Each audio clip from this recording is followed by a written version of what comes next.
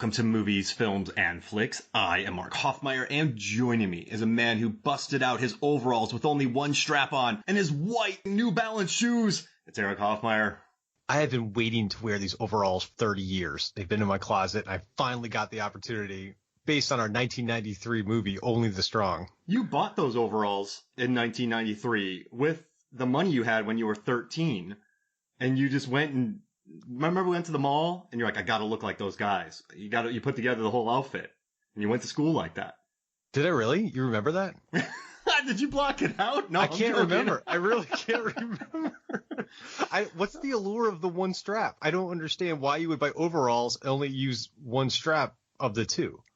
With the other one just dangling around everywhere. I mean, it's got to get caught and stuff throughout the day. I mean, yeah, if you're running in a horror movie, you could get totally stuck on that. They should use that as a trope. I just think it... But think about it, though. If you go to school wearing the double, like, that's not a look. Does that make sense? That's workwear. Yeah. So maybe they're coming from work and they did one thing off to make it seem like they weren't working anymore. I think it's genius. You take a pair of overalls which are made for function, and you can make them completely unusable. And they're not good for anything. They're not good for fashion. They're not good for working with only one strap. You can't wear them in a capoeira fight. I mean, come on. Yeah. But... That was the look, man. That was the 93. Big shorts. I did. Big shirts. You know how many big shirts I wore in 93, Erik? With the Anaheim duck in the back busting through the forward. So on the back of the shirt, it's the duck butt. And on the front of it, it's the duck bursting out of the front of the shirt. Like, I wore huge shirts. I remember that. I remember the Stop or You'll Go Blind shirts. You remember the Mossimo shirts? Yeah, and then the round sunglasses? It was all in this movie. It was all there. I wore jorts. I had huge jorts. I have a school photo of me in elementary school with jorts that were basically pre-Jinkos. And they were worn unironically, too. Yeah. I looked great. It was the 90s. No one cared. Yeah, you could tuck in a shirt with it and be perfectly acceptable with white shoes. I think the British night shoes. I looked awesome back then. And I'm glad that we're talking about this because our last episode was my best friend's wedding. And you and I remember watching that in 97. I was 15, you were 17. I remember us talking about that. That was a big, different, unique movie. I mean, it kind of subverted, it subverted tropes in romantic comedies. It really didn't go. It did, yeah, age well, and it didn't go where you were thinking. And I remember watching this, Only the Strong, when I was 11 and you were 13 in August. So I was probably 12 by then because we rented it on VHS. Rented this movie because it was only released in 600 theaters. They dumped this in the theaters in late August. Its competition was, it had Jurassic Park still in the theater. It had Sleepless in Seattle still in the theater. It had Hard Target, In the Line of Fire, Free Willy, The Firm. That's a heavy lineup. And it opened like number 8 at 1.2 million, but it was only in 668 theaters max, this film. I learned today... How do we find it? How do we learn about it if it was such a limited release? I mean, we must have been trolling the supermarket video store. Because it's a cool cover of this. You have a guy with his fist in the air, Mark Dacascos. And we're like, who is this guy? And then there's students looking like, yeah, this is great. So you're kind of thinking... I don't know, that's only one. That's one cover. Other covers showed him squaring off against the main bad guy, Silverio. Yeah, and that was the dude from Lionheart. It's a teacher movie. And the next one was just him in a fight against the main bad guy. So I don't know if they really knew what this movie was. And he was in Lionheart? Really? Yeah, the Silverio was. His name's Paco, and he also helped with a lot of the fights in this movie. So Paco Christian Prieto, he was Silverio, and he was the pool fighter in Lionheart that gets beat up by... Yeah. Wow, that was a classic fight. That's one of those classic fights on Lionheart. But there's another Jean-Claude Van Damme connection here because one of the writers of Bloodsport also wrote this movie. Yeah, I mean, the guy directed it too. So, I mean, right. Sheldon Lettich, he also was a co-writer on this with Luis Esteban.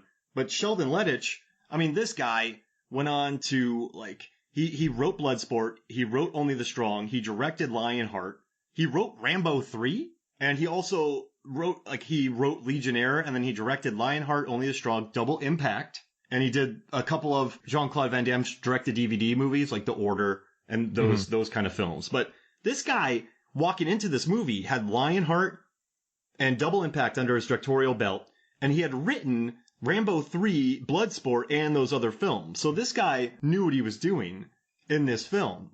And he wanted to branch out from JCVD, and he heard about this Dacascos fella, who is, young and hot. Like they wanted him. This is so apparently I was watching an interview with him. They wanted Dacascos to be like the next. So Brendan Lee was sort of kicking off at the time. So when he tragically died on The Crow, this sounds horrible, but this is everything from the director. They wanted Mark Dacascos to be the next Brendan Lee.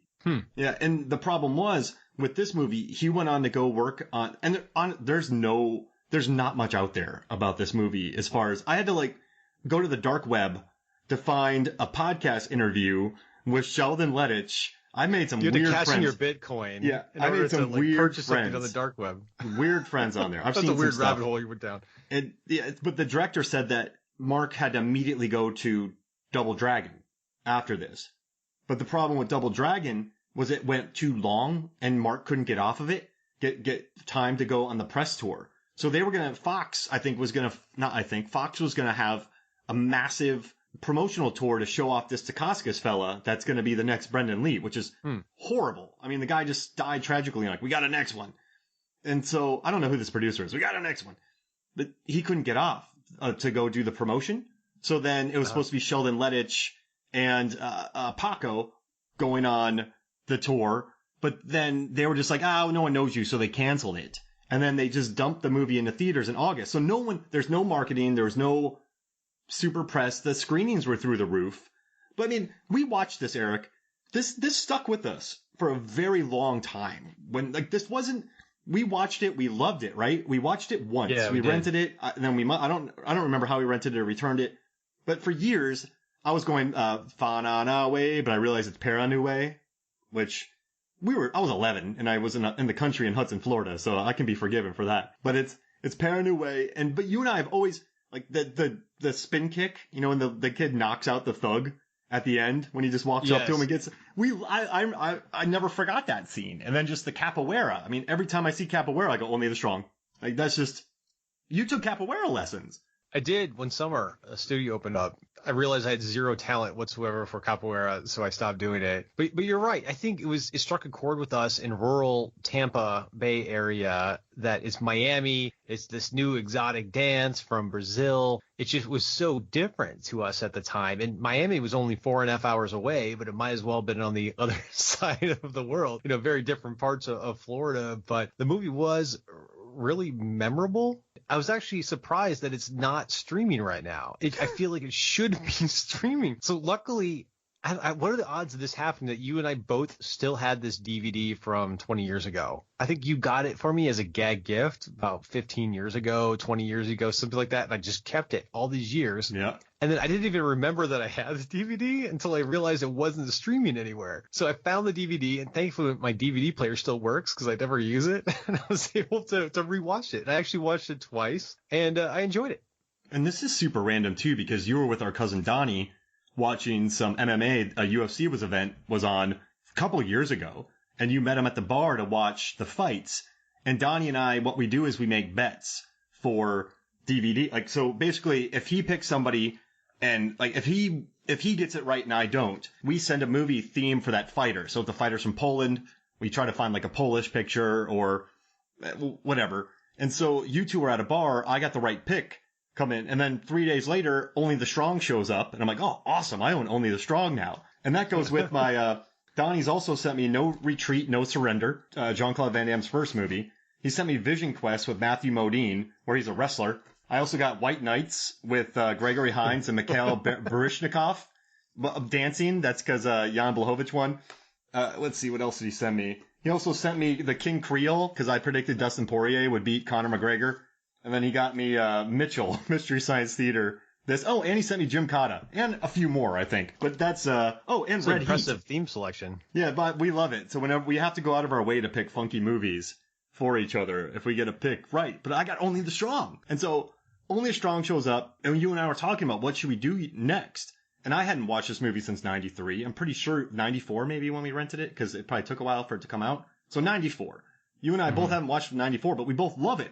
And so I was like, this is perfect. Let's talk Only the Strong. Yeah, I mean, it's uplifting. It's exotic. This guy's really cool and charismatic. There's some interesting fight scenes. And I think it's just that time in our lives that you watch something and it really sticks with you. So it was a heavy dose of nostalgia to watch it again. But I'm kind of thoroughly confused about this movie now when I rewatch it. Yeah. Like, it's this martial arts expert. He gets out of the army. He goes back to his hometown. He breaks up a fight. He gets hired on three people by beating up three drug dealers. Jamaican gang members who also know capoeira. And so he beat them up in the school. And then they give him a job teaching the 12 worst students, I'm going to do air quotes here, in the school, These and kids are teaching them pretty good. capoeira. They actually show up to this class. If he got the 12 worst students, Erik, he'd have 4 of them at a time.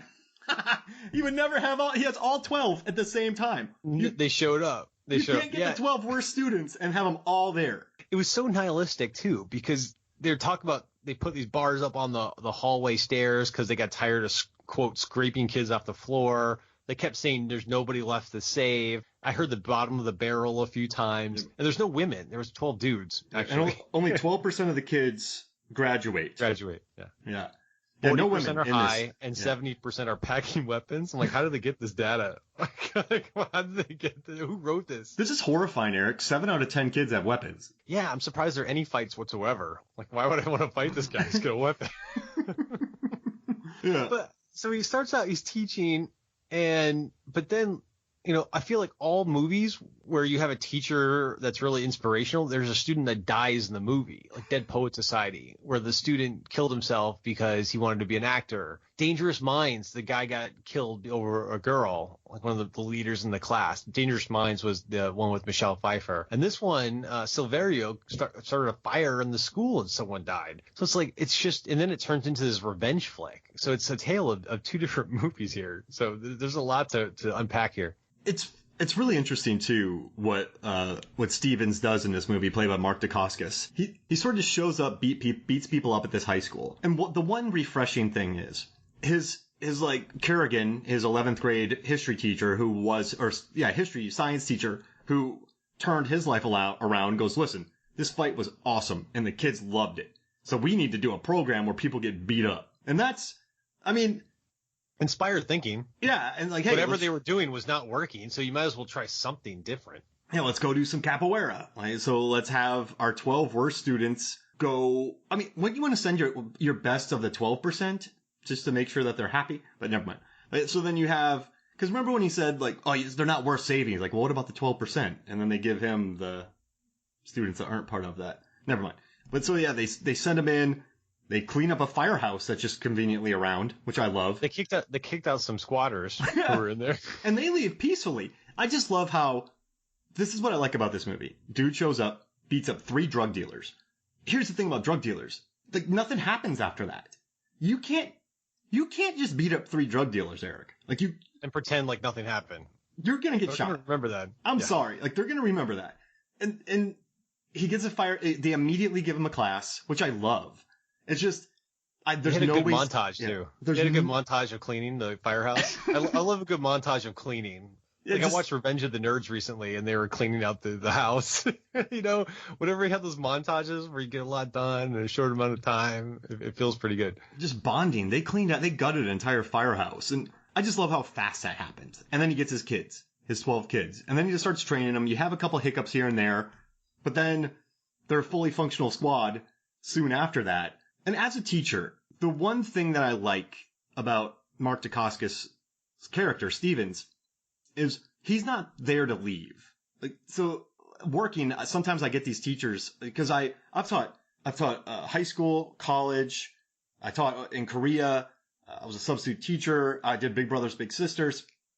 One thing you see is a lot of these teachers show up with all idealistic and like, I'm going to change the world, and they're all working, they're getting everything pumped up, and then they realize that the school system's about money, and then they get kind of depressed, and then their work falls down the thing, and then they leave, and then I have to cover their classes.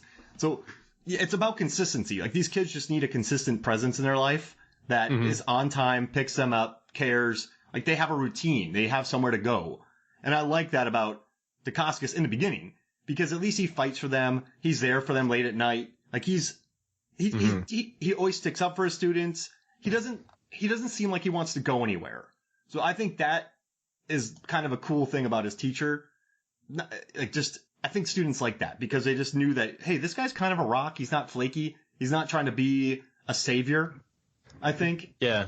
That's what I kind of liked. They tested him out, too. Like that, the main student that he had to turn pulled a knife on him the first day. Yeah. I mean, you could have gone to jail for life for that. What an errant throw catches Steven's aorta. And he... It's all over. It's all over. There's blood all over the fireplace. Or no, the fire, whatever you call it, fire station. But it's... And then, okay, we're jumping ahead. But no, actually, can we talk about Silverio real quick? Because... Yeah. I think Silverio gives Stevens a lot of chances in this movie. Like Stevens shows up, beats up everybody on a ballpark, on a basketball court. His men, his guys who deal for him. He shows up. Silverio beats up Stevens. He's like, okay, well, you're not good enough to train my guys, but you can train my cousin. That's fine. You can train Orlando. I'll see you later. Basics. Yeah, cool. It's fine. I don't care that you showed up here and beat up 3 of my guys, and then beat up all my guys, and then talked back to me and talked about puking and whatever. Like, it's cool. Like, you can teach him. And then he starts taking money off of his table because he takes Orlando for a night and Orlando's not working. And then he fights him again at the schoolyard. Like, Stevens is a military guy who just trained locals in Central America or South America. They're never quite clear about where he is to kill drug cartels. Like, he's training. Mm-hmm. He should know that a drug kingpin, you only have so much latitude with these guys. And it ends with a student dying. It's very naive for a guy who trains soldiers to battle cartel. Yeah, or not think a couple steps ahead. Too. Yeah. Like, you know it's coming. What countermeasures do I need to take? What precautions do I need to make? Sort of thing. Yeah, it's a good point. I just kept and thinking, it all ends up in tragedy. Mm-hmm. And then he goes on revenge. Like, he could have gone away for life by going on this revenge mission. I mean, he blew up a car. He dropped a different car on another guy. Oh, he smushed that dude. Yeah, he smushed the guy under a car. I mean, it took a dark turn where it, you know, he's not, was he really a hero? I mean, he kind of temporarily went insane for a little while. Orlando, his student. Orlando, who has grown up under the thumb of a violent drug dealer, shows up there and he goes, listen, like, it was a tragedy that he died. We're all going to miss him. He made great beats. His songs are great. We're going to miss him a lot. But you probably shouldn't go attack this drug dealer because you're fueled by hate. Like, just don't do it, man. Like, his high school student's being rational. And then he's like, yeah, you're right. The student became the teacher. And it sounds like I'm hating on the movie. I'm not. I just love, I was just watching this going, man, he's not a very good teacher. Because at least your high school students are showing up to get your back. But he's more of a buddy to them. He's not a teacher. He's not technically a teacher, yeah. I just love that Orlando was like, hey, man, maybe. That guy had a good arc. Yeah. Good actor. Like, I like that kid a lot. He was really strong in this movie. I don't know. When your students are telling you not to go on a dangerous revenge mission that's going to get somebody murdered, it's, oh, man. But yeah. Especially when you're only fighting using capoeira. I mean... Yeah. I actually Googled, is capoeira effective in a street fight? And the answer was on Google, when used well by an experienced player, capoeira is extremely useful in a fight. It increases one's ability to react quickly and dodge blows. It also contains numerous effective kicks and trips and nasty blows with the head, elbows, and knees. And for those who don't know, capoeira originated in Brazil. It's a fighting style that incorporates dance and music. But, it's not the most effective for going on a revenge mission. You got to dig deeper into your repertoire with some other skills if you're looking to take on an entire gang. Yeah, capoeira is just such a free-flowing thing. I would say the best thing about capoeira is the foot movement. Like, a lot of people who fight, and probably the cardio that comes with it, and you capoeira... That continuous movement. Capoeira needs space as well, so you know how to gauge space. So I think if you know the basics of capoeira, you have some good footwork down. You know angles, because that's how you can't just, you have to use angles to kick these people. So you probably understand, you have footwork, you know angles, you kind of understand head movement. And let me tell you something, Eric. Growing up in Hudson where we did, there's some good fights in our high school. There's a lot of scrappers where we came from. They were, and they never got in trouble either. They just let them fight, and then they just went to the principal's office for a minute, and then it was all done. We saw a lot of fights. If one of those kids knew capoeira, they would have won. Just because of this. Like, we had some stone cold tough kids, but no one expects a capoeira kick to if you start dancing in front of somebody, just a tough scrapper kid, he's not going to see that kick coming. Maybe not, but it does take a long time. It takes a long time to wind up those kicks, though. Yeah. I mean, you got to get a lot of momentum and movement. And I have a theory that we have not seen another Capoeira movie since 1993 because it's so hard to choreograph the fights. I mean, you can have two guys playing because that's what they call it. They call them players when they're doing it. But all the kicks to the face were the shot of the bad guy looking at the camera and the leg just sweeping in front of their face. Yeah. It was like 9 of the 10 blows were that exact same shot. So it's very hard to capture that versus you're doing any other martial arts with more punches and kicks and more face-to-face action. Well, I've been covering a lot of Final Fights on the Final Fights podcast, and if you think about it, jiu-jitsu, right? You just need a tight quarter to take somebody down and give them a rear naked choke. If you're boxing, you could box pretty much anywhere. I mean, not in a bathroom, but you could have a tight quartered fight.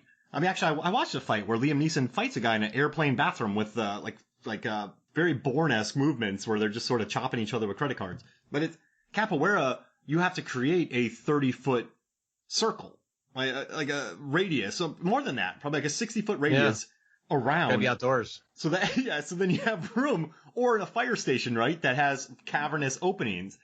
If you're John Wick in that club, you're not doing that. If you're an old boy, you're not doing that. If you're in Commando, you're not doing that. Like, you need the Raid. Imagine one of them trying Capoeira. Like, you need, that's all elbows and knees. The Raid wouldn't have made it past the first floor if they were doing Capoeira. It would have been. Or imagine Tom Cruise doing Capoeira in the bathroom fight on Mission Impossible Fallout. Yeah. Just give me a second, and he gets his foot movement going. So it's. I gotta do my Jenga a little bit here. I think they filmed it right in this movie because they do. I mean, these two guys, Silverio and Dacascos, like, they trained their butts off for this. The one thing I did like about the choreography of this fight is they did let it breathe. Both the people in this fight, I mean, the two guys, Dacascos and Paco, I mean, they look good doing it. Like, these guys were legit fighters, and they a lot of good wide shot. You know what's nice about Capoeira? You need to have a wide shot because the movements are so like Bourne. Stick a camera in his face, like shake it. These two dudes, you need to pull that. I feel like it gave me ADHD after I watched any Bourne movies because the cuts were so fast. Like, you have no idea. You just see fists, feet flying in such rapid cuts. So yeah, it was nice. It gave them a chance to really show off their athleticism. Yeah, I just think it's like you said. What is this movie? You have because. The one nice thing is you never have the speech. He talks to him. He's kind of there for him. That kind of, he gets to him on that level. So you don't have a Mr. Holland's Opus where every student in the school stands up and, well, actually they do that for him at the end. No one slow claps for him. They all love him because, I mean, he helped take down a dangerous drug dealer and he's still around helping kids graduate. So he's earned that. But it's not pompous clapping. They're like, we love this dude because he can kick you. So is it a inspirational teaching movie? Is it... Or a revenge flick. That's what I want to know from Mark is what is this movie? I mean, Orlando has the greatest arc in this movie. Well, yeah, right? Yeah. Orlando's the one with the arc. By far. There's always that one student in every teacher goes into a tough urban environment. They have to turn that one student in order to get the class. Mm-hmm. So he had to turn Orlando to get this class. Dangerous Minds had that. Stand Deliver had that. Everyone has that one student you have to get to achieve victory. And he has the arc. Because if you think about this movie, the other students have something to lose, but Orlando seems to have it all to lose. Like, his soul's in the balance. He has his...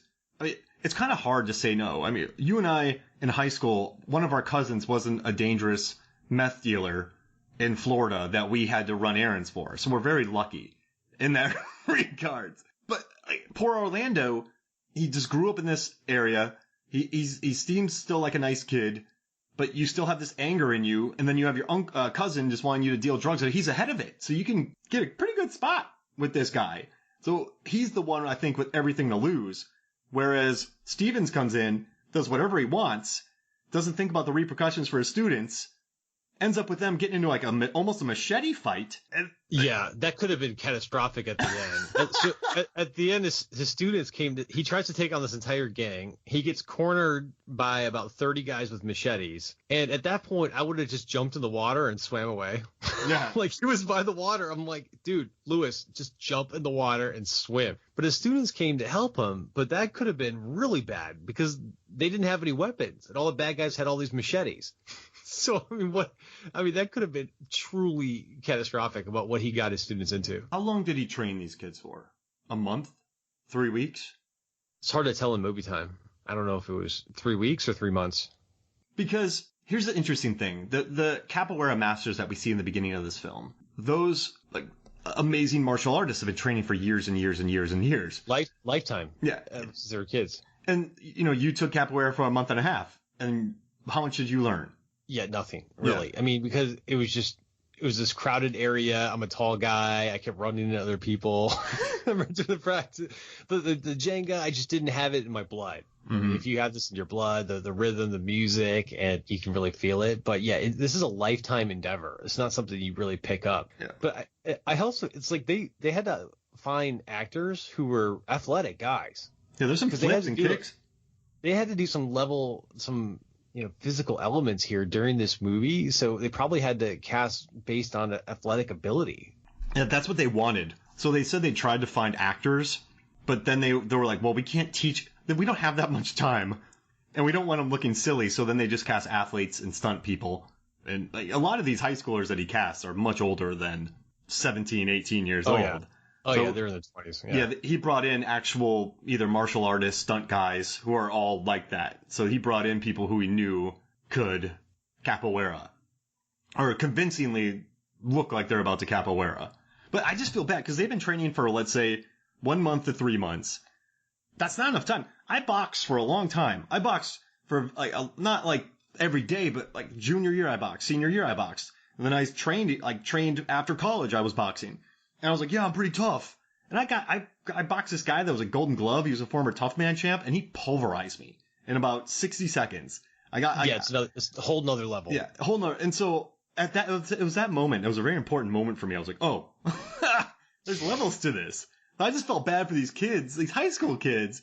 But I gotta tell you, when you're 11 years old and you see one of the high school kids just spin kick a henchman into oblivion and just drop him on his face, that's a great gag by the stuntman. He goes down like a lump of coal, or like a lump of bricks or a bunch of bricks. I don't know. He goes down fast at the end. I will say that scene was just as funny now as it was when we were kids watching this, because the guy walks up, slaps him in the face, and it's this very ordinary looking guy. He's kind of pudgy. He's kind of dorky looking. This guy just slaps in the face and then just a full on roundhouse to the face. Like it just takes. Yeah. It was good writing. I'm glad that was in there. But I think that was the guy's only scene because he didn't have any talking lines through the whole movie. I don't remember him at all until that part where he roundhoused the guy. It's probably the actor that could do the best roundhouse kick. He looked sassy a lot in the background of scenes, but that was it. Okay. That's kind of an interesting role because you don't have any lines, so I don't know if you're a featured actor or you're an extra who's featured. So he's probably Is around. Is there a difference in pay? Oh yeah. So if you get a line, you can get your SAG card. You can get okay. I was a swim coach on Teen Wolf, season 1. So I got hired as a featured extra, and this was one of my first ever extra jobs. So I was like, this is awesome. I get a bump on top of my regular pay because I'm featured as the swim coach. Like, this is amazing. There's a pool scene. I'm the swim coach. And what happened was they're like, oh, we need somebody to say something. And like, well, we have a swim coach. What I didn't know at the time, if I got that line, I would have gotten like $1,300 to $1,500 up front.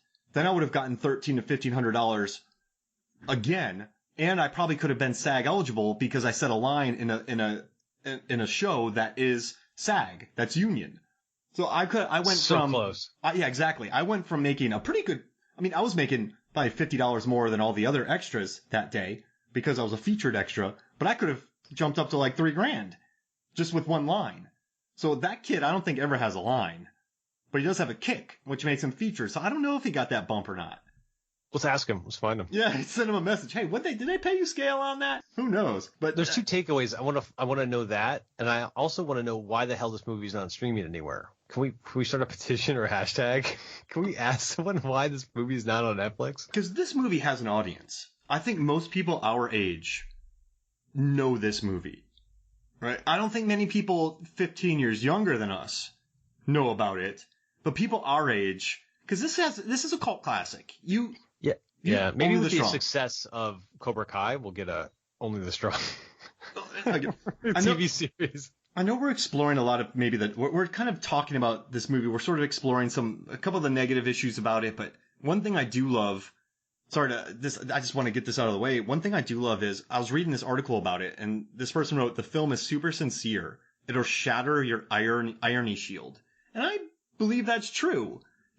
Dacascos in this movie is just super earnest in this film. And I like that about him. He seems like a very nice presence in this film. Everybody's all in on the capoeira. I like that the principal is never like, "I'm going to shut your program down." And then he never does that. And then when he defended it, Yeah. They were defending it to the whatever administrators would show up in the suits during their practices. And then he gets kicked out of the school for about 3 seconds, goes on a revenge mission, stops everybody. Then he's back at the school and everyone's cheering him. He went on a murder mission. So I love that about it. And this is just, there's very little real world stuff in here. So much is yada yada. I mean, poor Orlando probably got hustled and threatened by Silverio in court because he had to testify against him. That could lead to death. Yeah, I'm going to kill your friends. I'm going to kill your teacher. That's a whole nother movie right there. That's the client. Susan Sarandon shows up. I'll keep you safe. Tommy Lee Jones is there. I got you. But once again, it just fast forwards through everything. Yeah, it's tied up this happy little bow at the end. And he gets picked up in the air. This is a guy who shows up. He does change the life of students. I do agree. I think the capoeira program will be really good for students. That kid was so in love with capoeira, he died trying to get that instrument that he had, and then he goes on a murder mission, and then he's applauded. Why can't we have more of these movies, Erik? I understand the 8% tomato meter score, but it's just so earnest and funky that it's welcome. It had 77% audience score. Oh, heck yeah. That's a big swing. The IMDb score is legit too. I think it's 6.5, which is 6.7. That's really good on IMDb. So there's definitely an audience for this, but it only has 5,838 ratings, which that's not a lot. Yeah. I also think that the industry in general has moved away from the whole teacher going into urban cities and making a difference. I think they've gone to more of a sports theme. I mean, I think so many of the more turnaround stories that we're seeing are from sports, and it's always about the teacher or the coach has their own demons. Like, what was it? Keanu Reeves on Hardball, where he was a gambler and he learned to be a better person by coaching the kids, or Gordon Bombay. That kid dies, Erik. On what? On Hardball? Hardball. Oh, that's right. That's another. Why do they always have kids dying on these teacher or coach movies? But I think I think Mighty Ducks was the turning point with Gordon Bombay, the real prick lawyer who got a DUI, had to do community service by coaching hockey. Blood, breath, or urine? What movie was that? Oh, in Mighty Ducks, he goes, "No thanks, I already ate." Oh. When he got the DUI, yeah. That's right. That's a good line. Oh yeah. But I think they've gone to the model where it's not about helping the kids; it's about the coach becoming a better person or the teacher becoming a better. Yeah, look at Ben Affleck in The Way Back, a brilliant movie. I loved it. One of the best casting movies I think I've seen in a long time. But he had the alcoholism issues. Keanu and Hardball had the gambling issues. It's always about someone who has an issue going in and becoming a better person because of the team. Or what was it? Glory Road, where the guy was so stuck on the fundamentals and he didn't realize that the game was changing, and he learned so much about standing up for his team. I think it was UTEP, the basketball movie.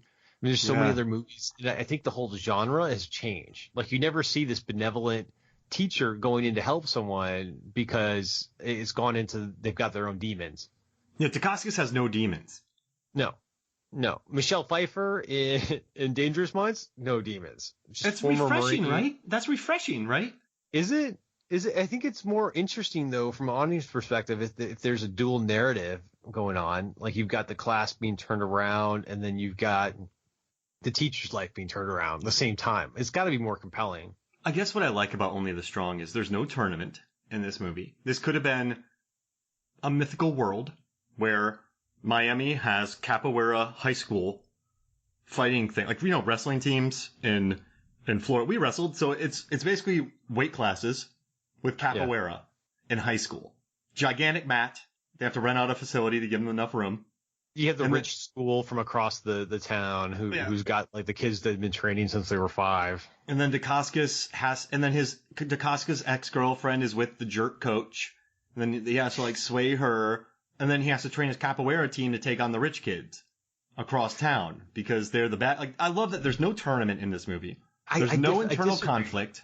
I disagree, I think, with the tournament, because I think the reason they went to sports instead of teaching movies is because you could have some element of action. Like, you've got suspense with the games, the almost winning, the coming from behind.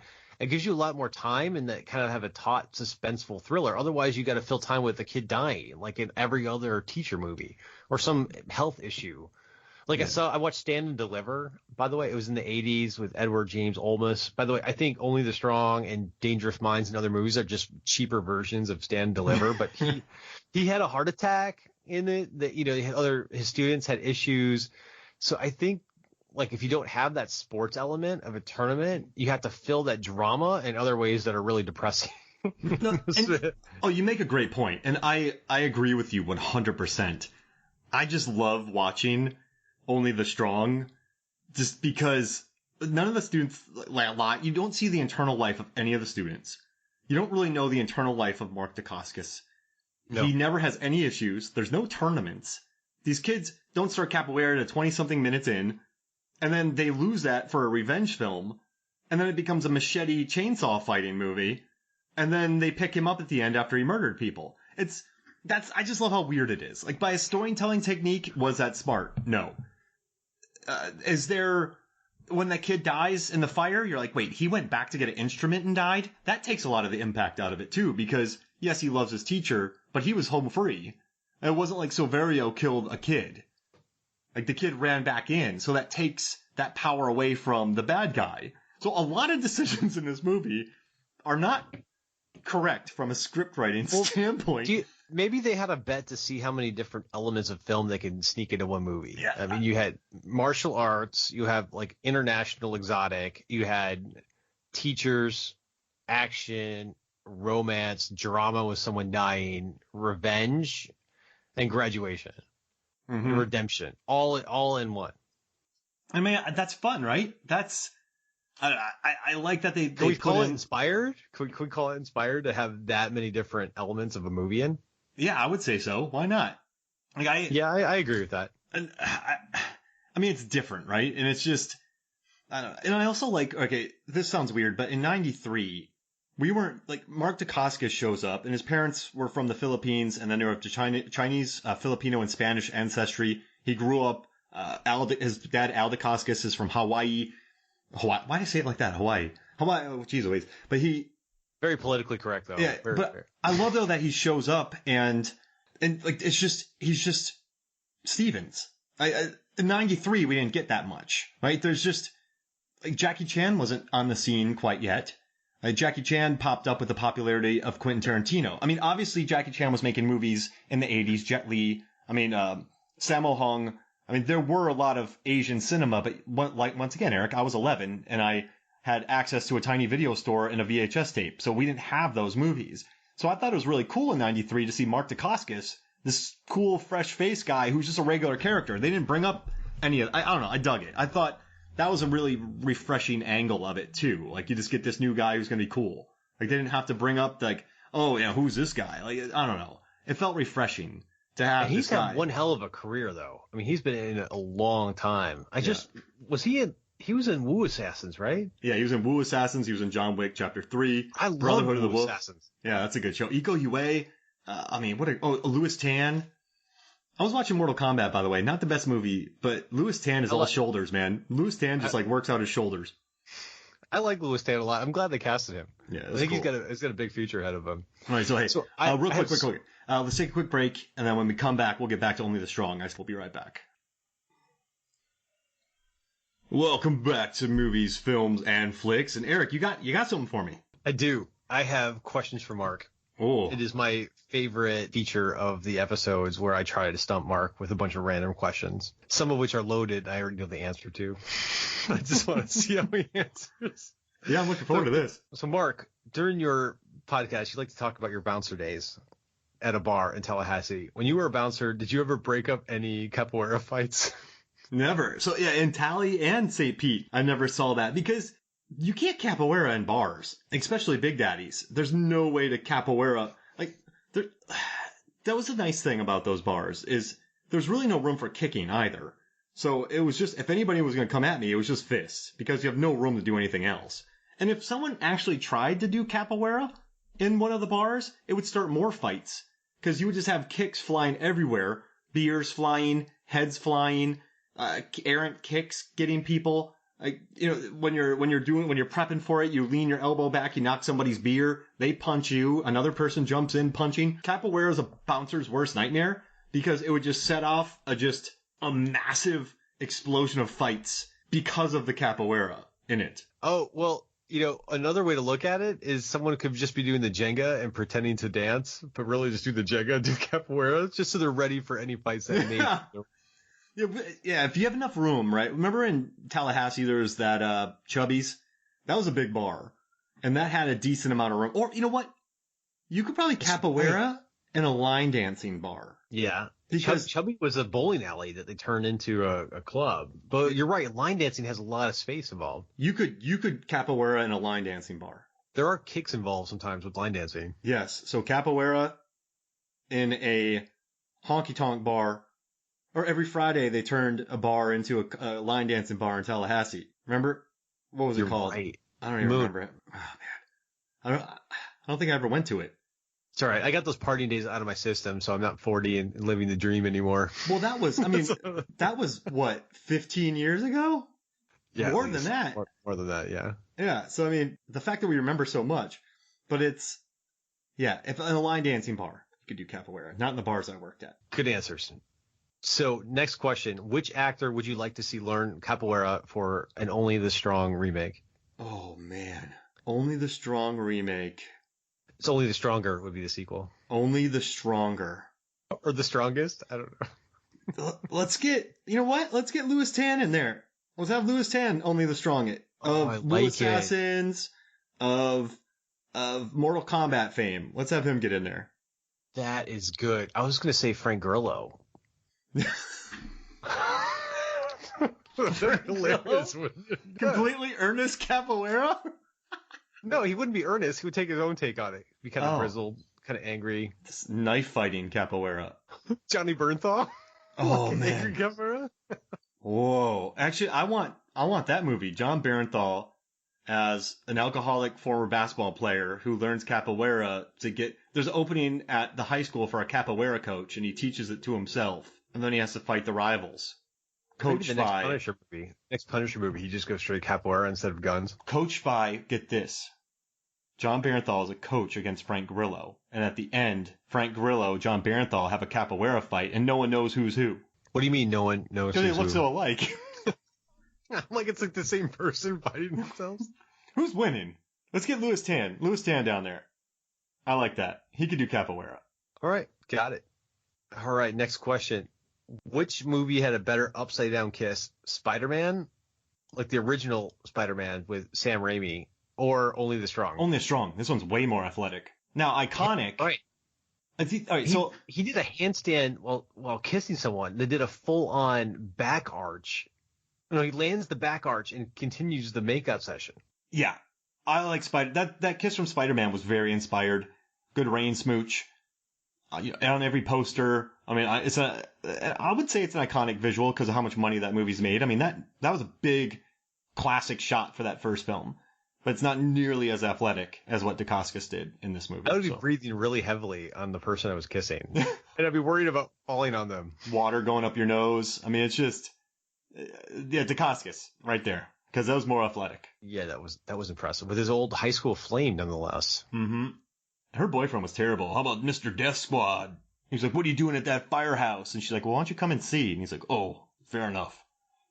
Oh, that guy was awful. There was no subtlety there whatsoever. Yeah, he was out of place in such a nice movie. And at the end, he didn't clap.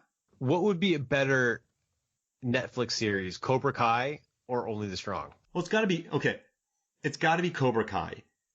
Because you have two characters with some inner turmoil. You have that story. So in this one, what makes it interesting is that Johnny and, oh crap, I've watched all of Cobra Kai, but I'm blanking on the guy's name. Mr. Van Halen. I forget, who's the guy's name from Cobra Kai? I haven't watched it yet. Oh, you haven't watched Cobra Kai? Not yet. It's really good. Oh, so I don't want to give anything away, but it's, you have, Daniel and Johnny. I messed up all their names. They had their history together, but then you bring in Miguel and other students. And then, you know what's interesting about that is all their choices, these two guys' choices, they rain down on the younger students and affect them. And so there's this interesting sprawling story about this feud that also really hurts the lives of others. And I have a theory that Cobra Kai is the same 3 episodes on repeat. Watch it and you'll understand exactly what I'm saying, but it's addicting and I've watched it all. The problem with Only the Strong is, where's the conflict coming from? So you bring back Dacascos. I mean, is Severio out of prison now? Because he would just blow him up.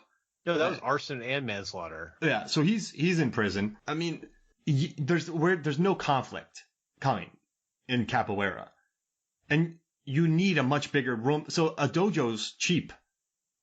You have a cheap dojo to run your classes. You would need a cavernous fire hall for Capoeira.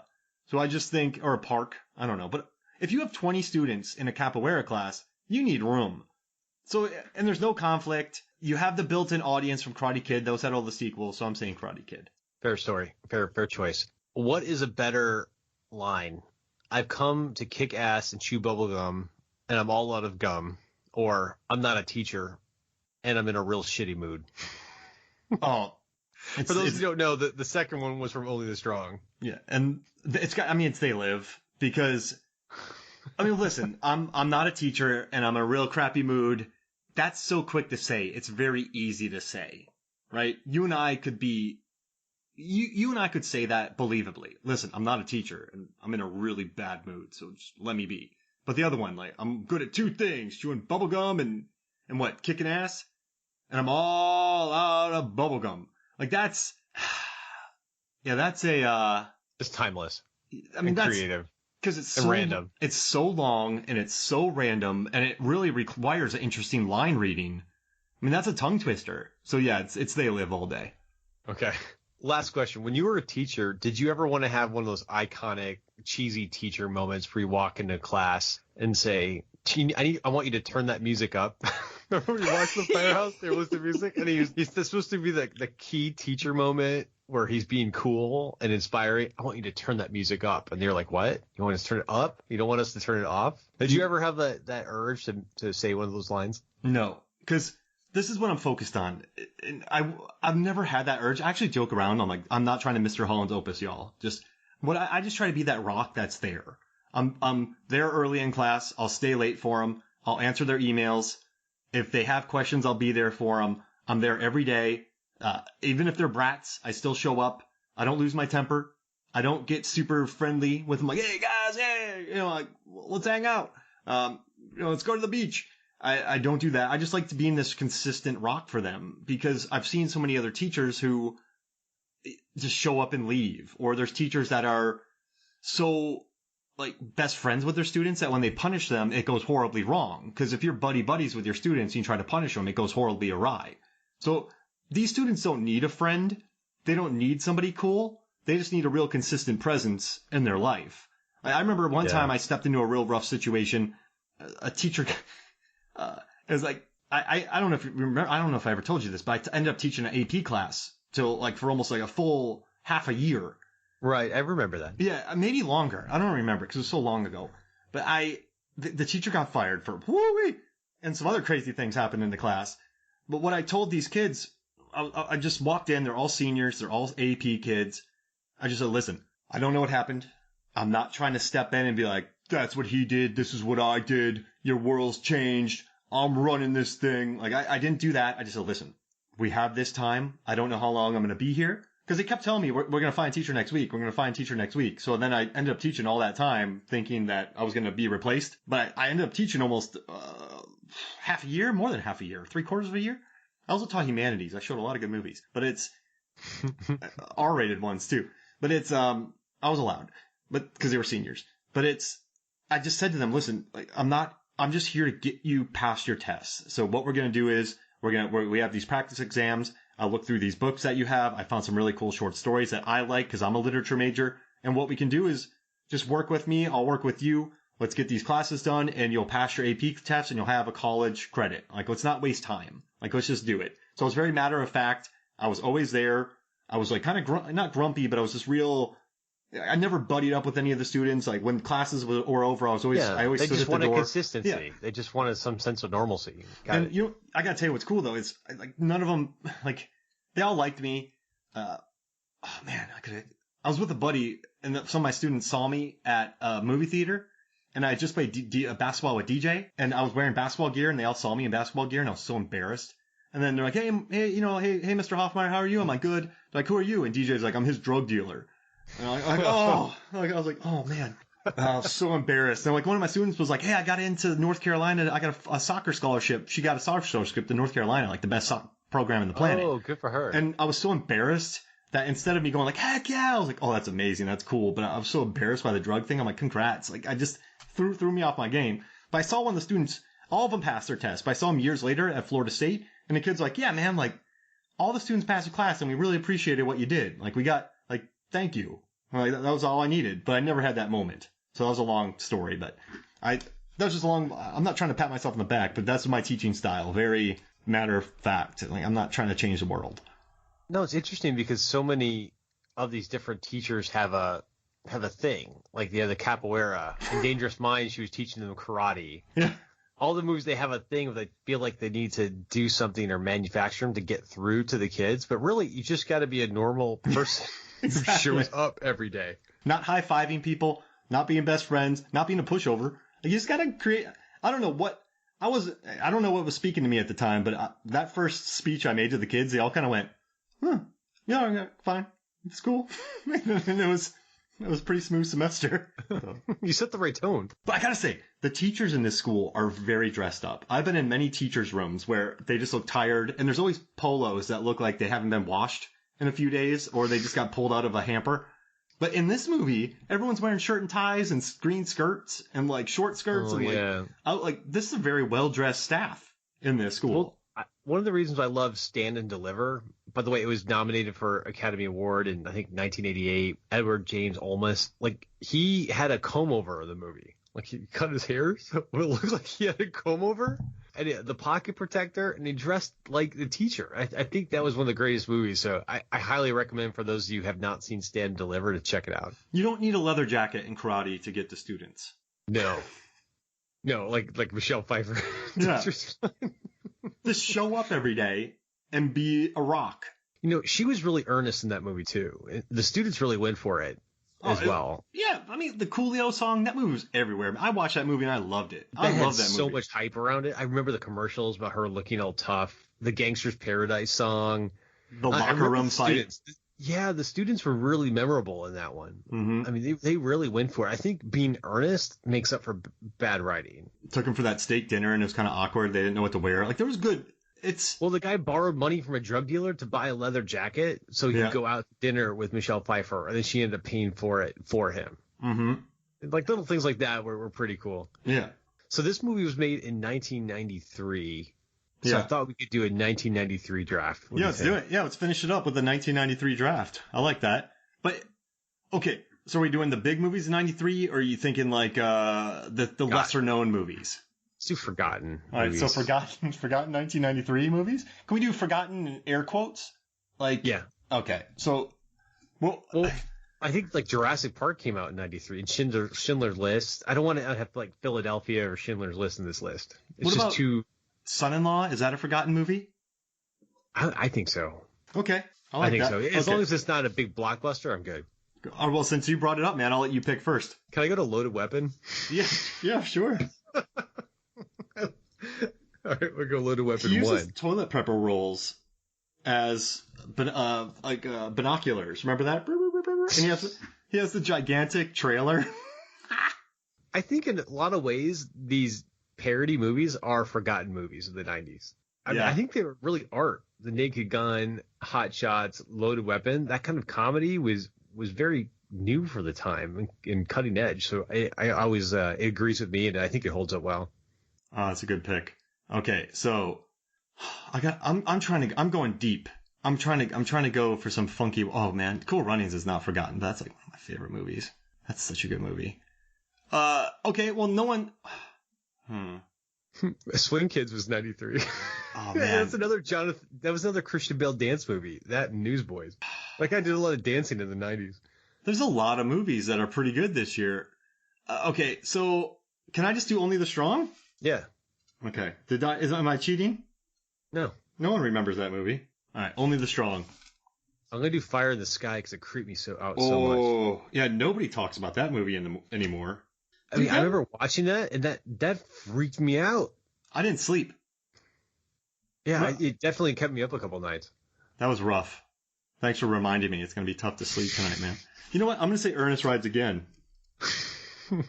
Because I don't know if you remember this, but it was supposed to come out in theaters, and there's an ad in our paper. I remember to this day, there was an ad in the paper that said Ernest coming out this weekend.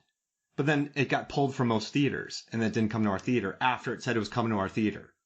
Oh, no. I was heartbroken. So I'm going to say that. Was that before Scared Stupid or after? So it was after, because Scared Stupid wrecked the Disney deal because it was so scary, and the director fought, and it didn't make much money because it just destroyed kids' lives. So that's why it didn't have that. On a happier note, I'm going to pick Homeward Bound because my kids watched it recently and they liked it. That's a good movie, right?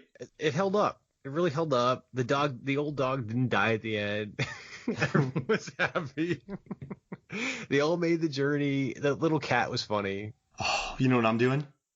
The Crush. Because I rented that movie with Carrie Ells. Which one was The Crush? Alicia Silverstone and Carrie Ells, and she stalks him. Remember, I rented that, and I was like, I'm going to rent this movie with Alicia Silverstone from... Which was the movie with Mark Wahlberg? Fear. Oh, okay. Yeah, was that Alicia, or who was that? That was Reese Witherspoon. Was it Reese? Okay. Yeah.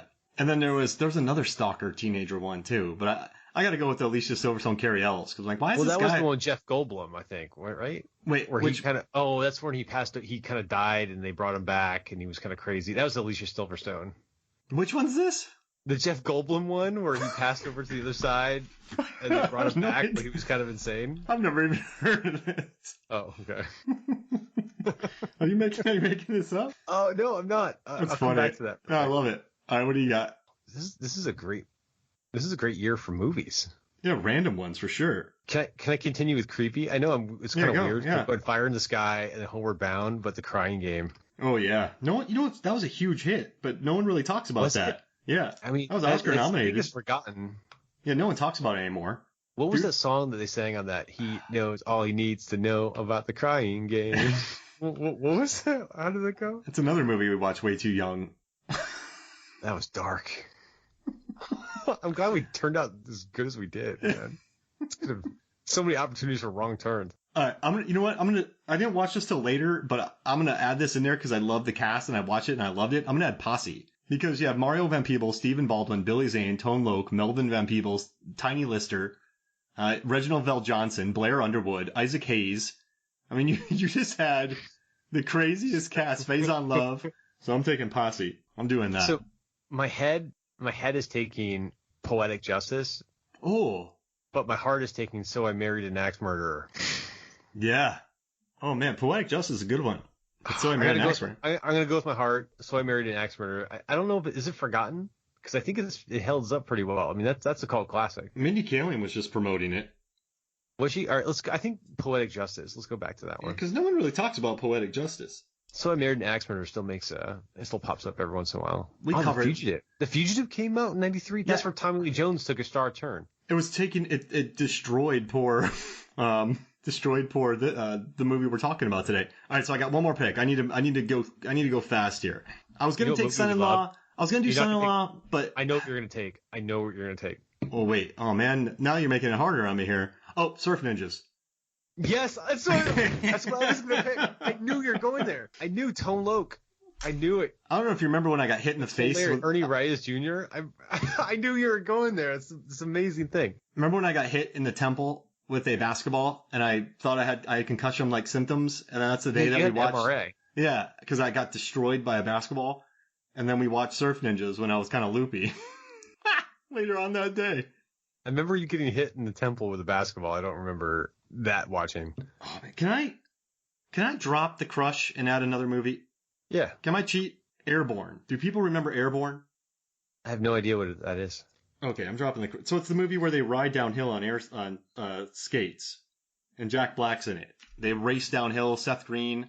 So I gotta do that. I'll let you have one switch too, since I pulled the switch. That movie's ahead of its time. I mean, that stuff's really popular right now with Red Bull. Like, I've seen a lot of skateboarders going downhill lately. Is there? Oh, Beverly Hillbillies. Oh, Judgment Night. All right. So is there anything you want to do? You can make one switch since I did it before we get out of here. Oh, okay, cool. So you put together Loaded Weapon 1, Fire in the Sky, Homeward Bound, The Crying Game, and Poetic Justice. I have Only the Strong, Ernest Rides Again, Posse, Surf Ninjas, and Airborne. My picks are all over the map. That's awesome. Every genre.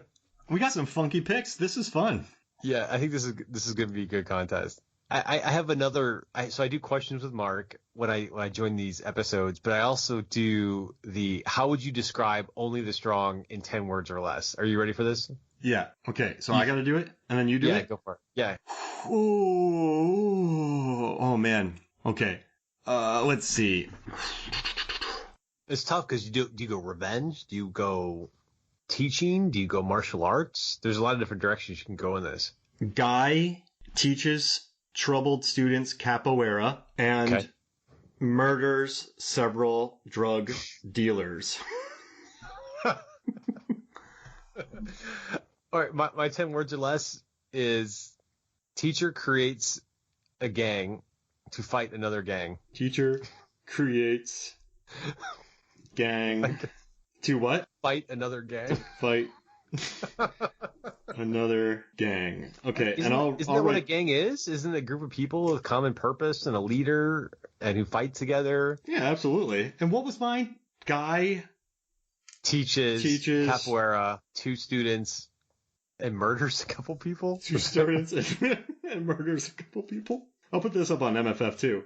Along with our call to have this stream somewhere. This movie needs to come back. Teacher creates gang to fight another gang, right? Yeah. Guy teaches capoeira to students and murders a couple people. That's a hard choice. Are you going to do this as a poll? Yeah, I'll put up a poll. I mean, it doesn't matter who wins because Only the Strong wins, and people have something to look forward to. We can start our Only the Strong momentum right now.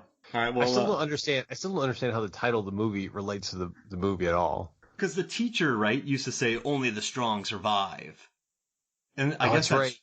No, that was the conversation with Orlando. Yeah, Orlando. Yeah, that idiot teacher said only the strong survive. And you're not going to survive. But then he survives with the help of his students. So he's not the strongest because he got caught. So you're that's right. He was. Well, maybe it's like their gang was the strongest, how the students came and helped them. Wait, but their gang would have gotten steamrolled by all those guys because the cops came, right? Well, yeah, they were out weapons. The other side had guns and machetes. It would have been a machete massacre. So it's only the strong does not work. No. Capoeira Club. Capoeira Club. Yeah, the headline didn't match the movie. Stand in Capoeira. Capoeira and Deliver. Dangerous Capoeira. Capoeira Mines. Capoeira High School. Not another Capoeira movie. But no one knew what Capoeira was, so you couldn't have that in the title of the movie. Yeah, no one would be able to pronounce that. Exotic Martial Arts High School. All right, Miami High. Thanks for joining me, Erik. This was fun. Yeah, man. This was such a walk down memory lane to be able to revisit this movie and kind of get a glimpse of where my head was at in high school. And it was interesting to think about how relevant it is with all the other movies we're seeing with sports and how it's evolved over the years. So I do recommend, I don't know if I'd recommend to the listener to go out and buy the DVD. But I do hope that they join our quest to lobby to have it stream somewhere so you can watch it, because it is a hearty dose of the 90s. Wait, I think this is quite expensive right now, isn't it? Only the Strong on Amazon? Let me check.